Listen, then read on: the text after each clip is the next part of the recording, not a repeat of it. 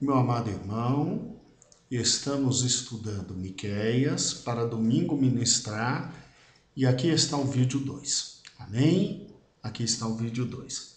De novo eu peço perdão por não ter podido enviar os vídeos na sexta. Eles estão aí na sua casa sábado. Tenha paciência, nós estamos nos adaptando ao novo sistema e Deus vai nos abençoar. Amém? Eu quero agradecer o pastor Elias, meu cunhado, porque com certeza nesse exato momento deve ser 2h30 da manhã de sábado e ele deve estar lutando para colocar esses vídeos. Muito obrigado. Bem, você salientou para a turma que o problema era a incoerência espiritual.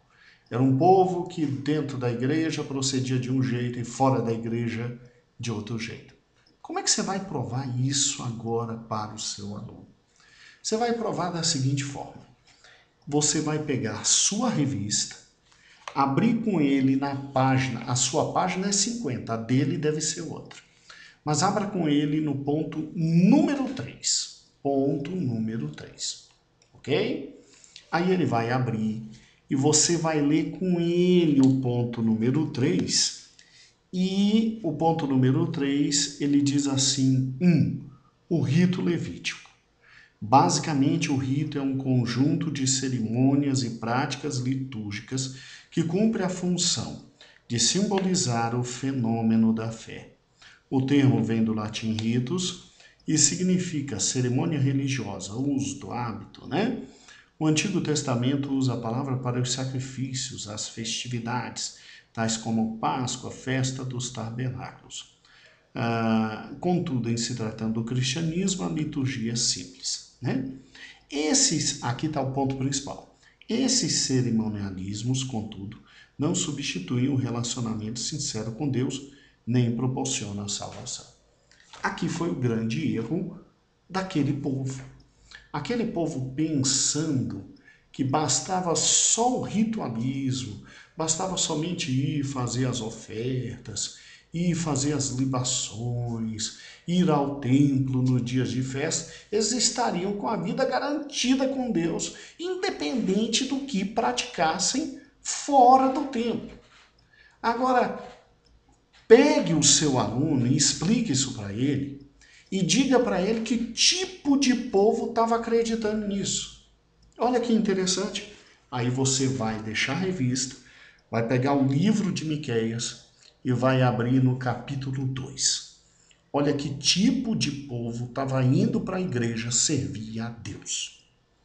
No capítulo 2, você tem no versículo 1 e 2, a descrição de um sistema econômico que existia na época de Miqueias, absolutamente injusto, completamente injusto.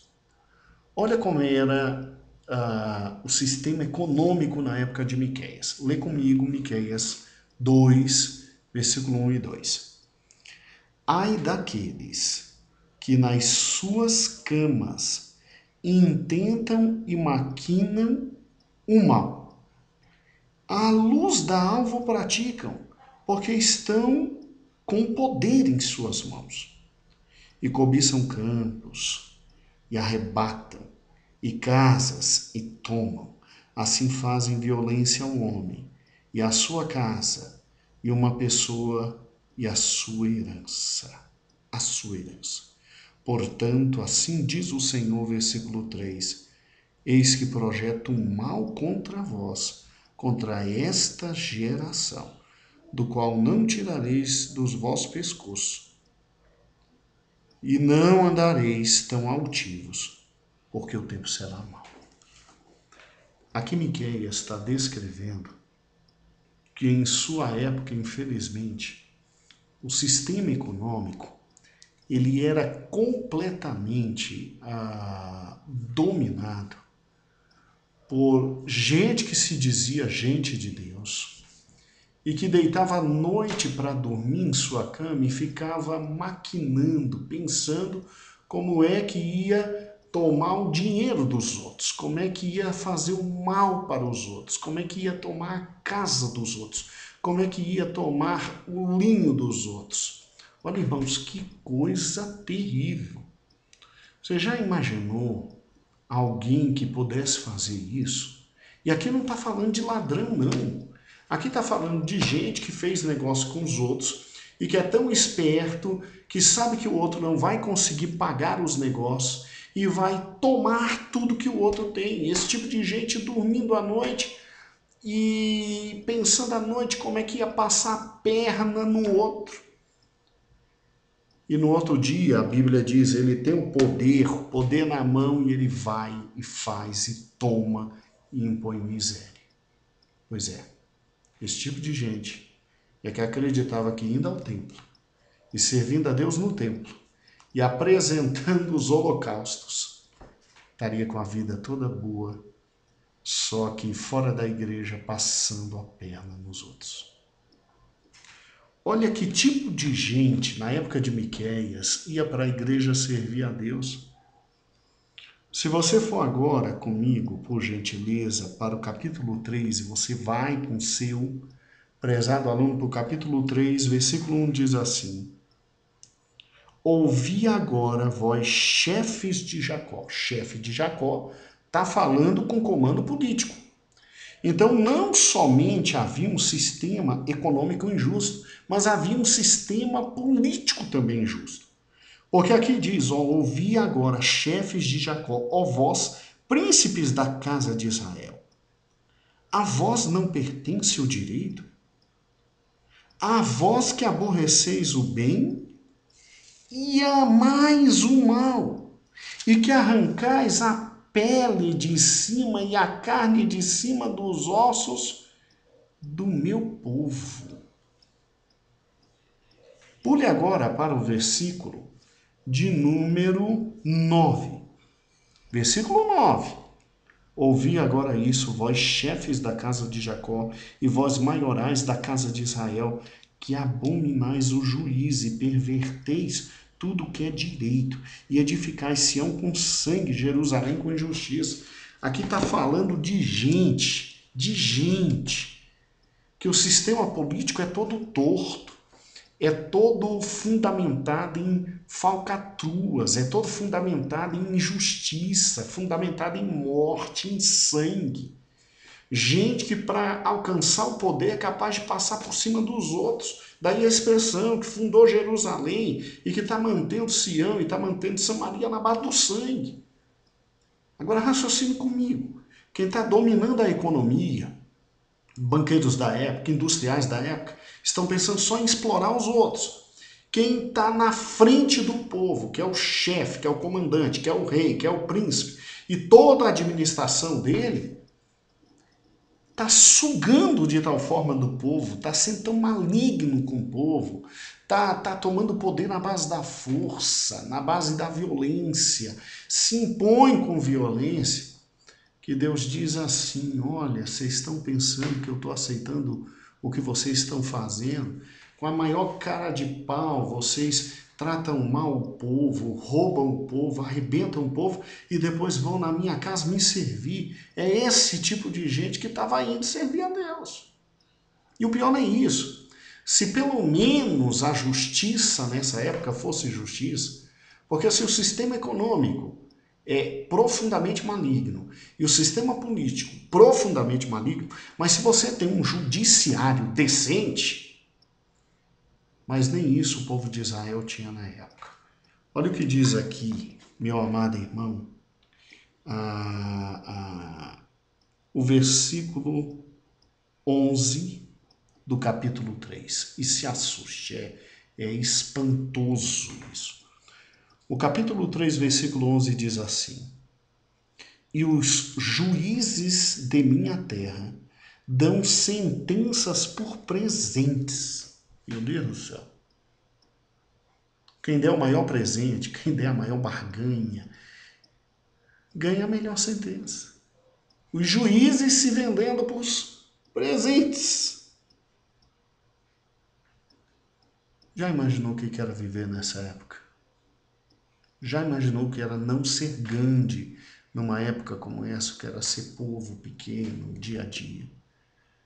E é esse tipo de gente que vai a Jerusalém, ao templo, e apresenta holocaustos a Deus e espera que Deus, de alguma forma, os escute e os abençoe.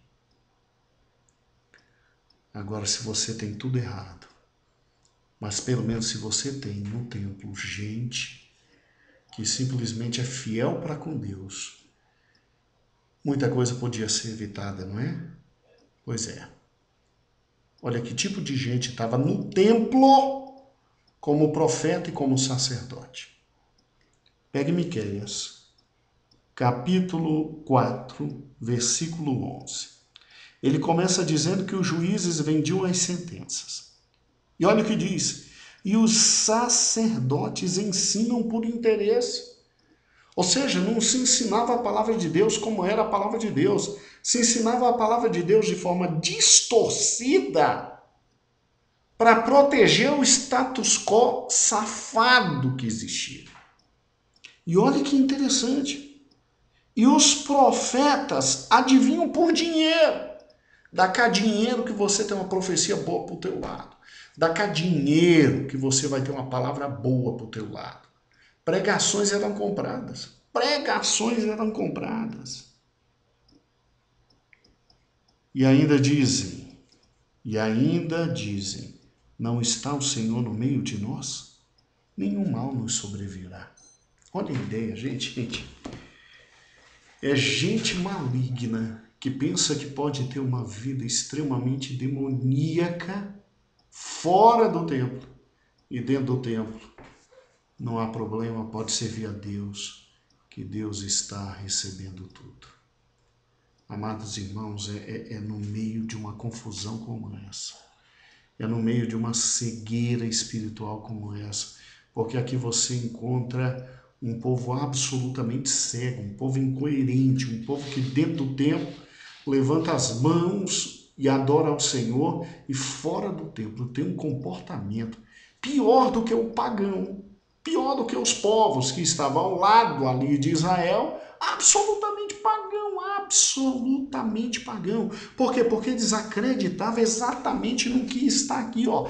Eles acreditavam que vivendo uma vida externa e de ritos sem apreciação, sem modificação, sem vida com Deus, sem comportamento, sem arrependimento, a vida poderia ser levada. E essa época foi uma época de prosperidade material. Eles tinham certeza de que mesmo vivendo longe de Deus, poderiam se apresentar perante o Senhor no seu templo. Então, irmãos, não é à toa que Miqueias chega, tomado pelo Senhor, e diz: está tudo errado. Está absolutamente tudo errado. Eu quero que você lembre para o seu aluno que Miqueias foi contemporâneo de Isaías. Os dois viveram praticamente na mesma época. Tem gente que diz que Miqueias foi discípulo de Isaías. Você se lembra o que Isaías falou no início do seu livro? Senhor, eu vou perecer. Quando ele vê o Senhor, você vê a sociedade, Isaías diz assim: Senhor, eu vou perecer, porque eu sou um homem de impuros lábios e eu vivo no meio de um povo de lábios impuros, de vida impura, de vida absolutamente quebrada. Pois é esse tipo de gente que acredita que, tendo uma vida dessa fora dos templos, podia vir aos templos, servir a Deus e ainda contava com a bênção de Deus. Aqui termina o segundo vídeo. Vá para o terceiro vídeo.